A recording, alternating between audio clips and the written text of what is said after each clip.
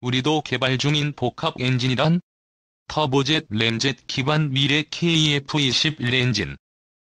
국산 초음속 전투기 KF-21 보라매가 연이은 무장 분리 시험에 성공하며 기대감을 높이고 있습니다. 중거리에 이어 단거리 공대공 미사일까지 전투 능력 검증이 순항하며 전력화에 한 걸음 더 나아가고 있습니다. 지난 4일 남해 상공 위를 나는 국산 초음속 전투기 KF-21 보라매 시제기 날개에 장착된 미사일이 불꽃을 내뿜으며 직선으로 날아갑니다.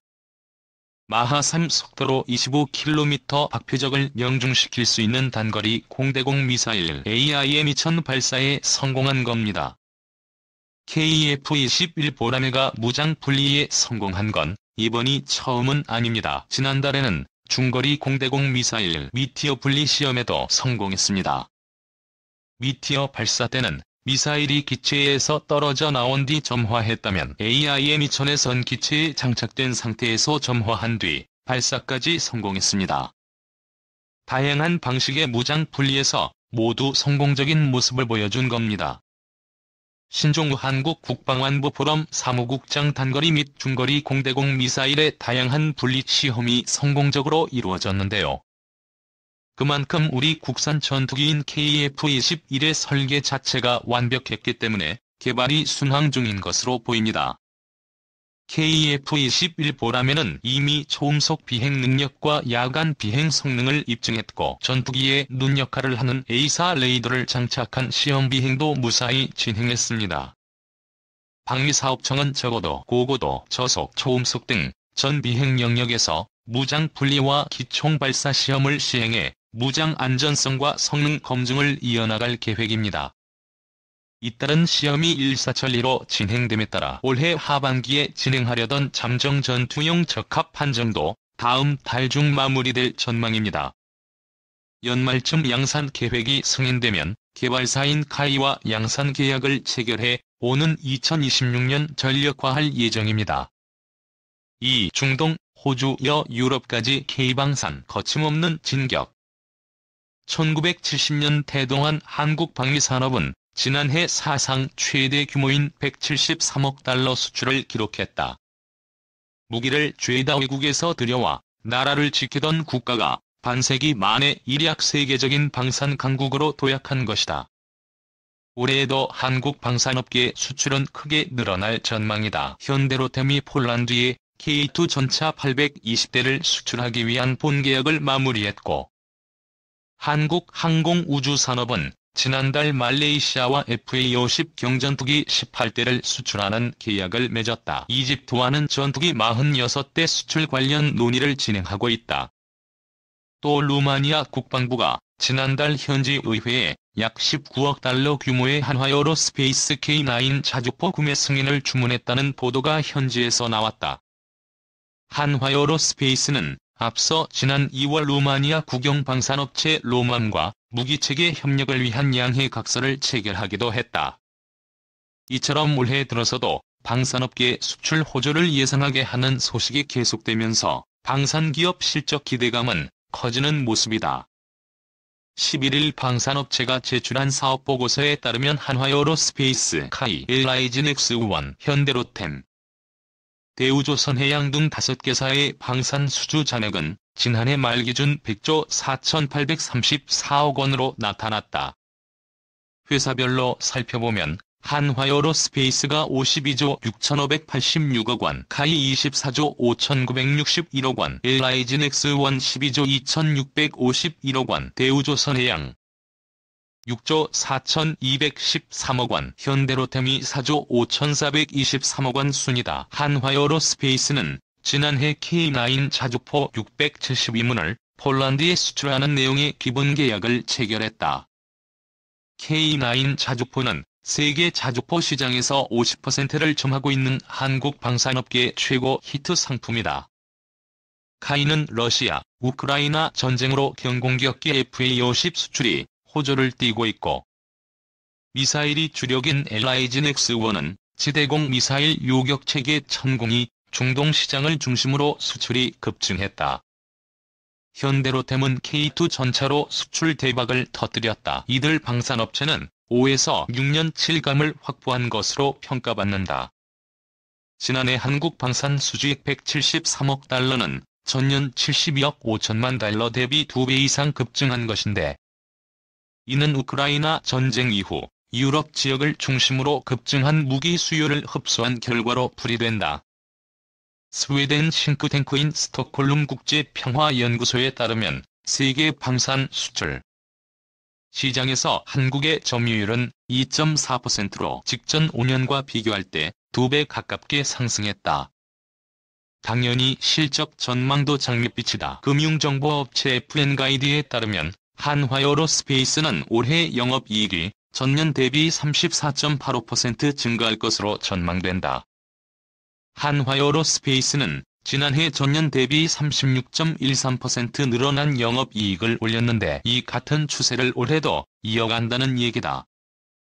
아울러 카이는 117.63%, 현대로템은 44.13%, LIG넥스원은 13.26% 각각 올해 영업이익이 늘 것으로 예측됐다. 이승웅 이베스트 투자증권 연구원은 세계 각국의 국방비 강화 기조가 이어지는 가운데 올해도 국내 방산업체의 해외 수주와 기수주 기반의 실적 성장이 지속될 것이라고 전망했다.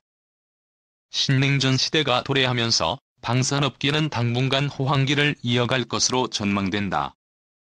안보 싱크탱크인 SIPRI에 따르면 2021년 세계 각국의 국방비 합산액은 2조 1133억 달러로 집계됐는데, 이 같은 수치가 2조 달러를 넘은 것은 처음이다. 이런 상황에서 시장조사업체 비즈니스 리서치 컴퍼니는 올해 글로벌 방산업계 시장 규모가 5,772억 달러로 전년 대비 7.9% 확장될 것으로 내다봤다. 실제 미국, 중국, 일본, 인도 등 주요국 대부분이 국방비 지출 예산을 늘렸다. 이에 따라 정부도 올해 방산 수출 목표를 170억 달러 이상으로 높여 잡았다. 정부는 지난해 11월 2027년까지 세계 방산 수출 점유율 5%를 돌파해 세계 4대 방산 수출국으로 도약하겠다는 목표를 세웠다.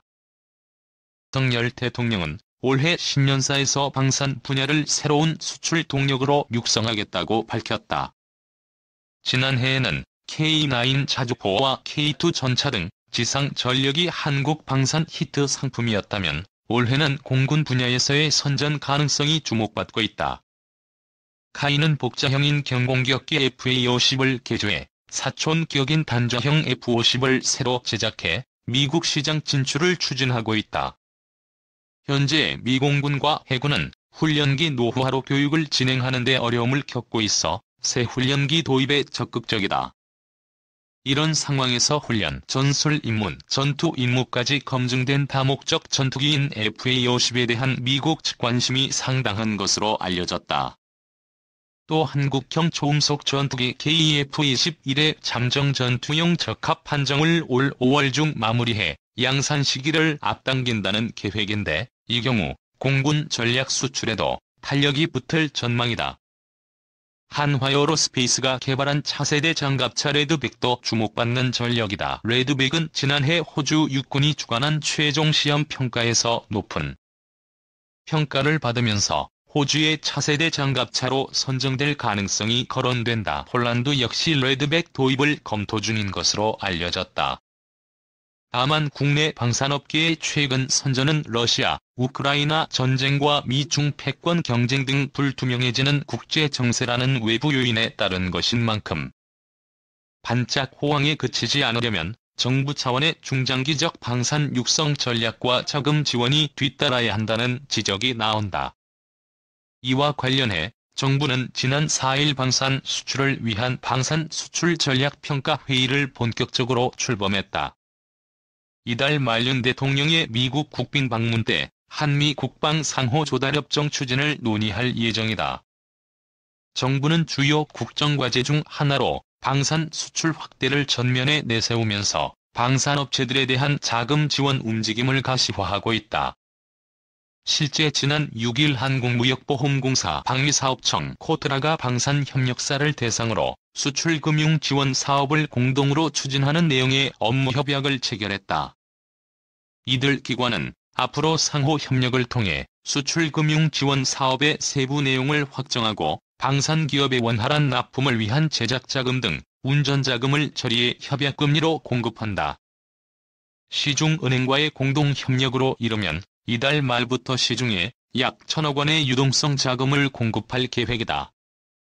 산업연구원이 발표한 글로벌 방산 수출 빅4 진입을 위한 K방산 수출 지원제도 분석과 향후 과제 보고서에 따르면 한국 방산 수출 시장은 최근 중동, 유럽, 중남미, 오세아니아, 아프리카로 확대되는 추세다. 수출 제품도 탄약, 함정 중심에서 기동, 화력, 항공, 함정, 유도무기 등으로 다양해지고 있다. 장원준 산업연구원 연구위원은 우리나라가 글로벌 방산 수출 4대 강국으로 성장하기 위해서는 수출 품목과 주체를 다변화, 다양화하는 전략을 마련해야 한다고 말했다.